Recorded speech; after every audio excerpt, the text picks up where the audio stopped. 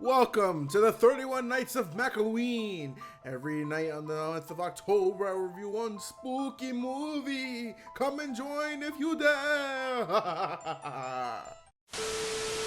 Okay, so last night he covered the train wreck that was 2017's The Mummy. I not only covered how the film is not good, but it was supposed to kick off their dark universe, crossing over all their beloved and iconic monsters.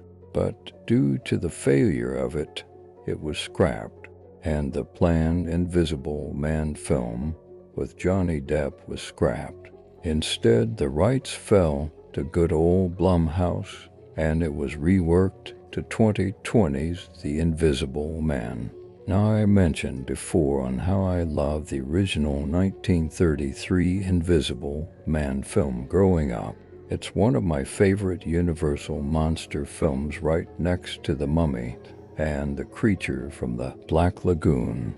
So when it was announced that Blumhouse was picking this up and Lee Wannell from Saw and Upgrade was directing this, I was immediately excited to see this film.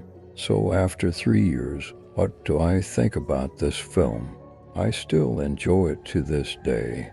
I will say that the only negative I have about this film would be the ending.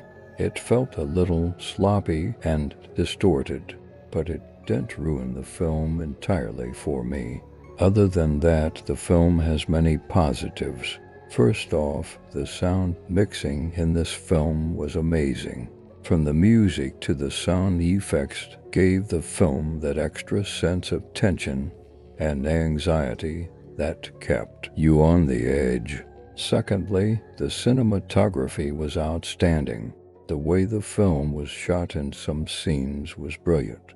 If you pay attention, there are some scenes where you actually feel like you are in the first-person perspective of the antagonist, and it was brilliant.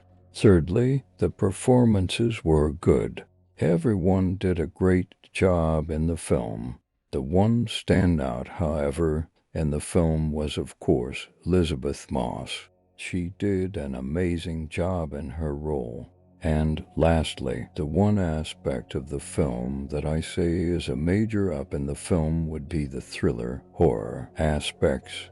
Now, there are some jump scares in the film, but it's not in your face.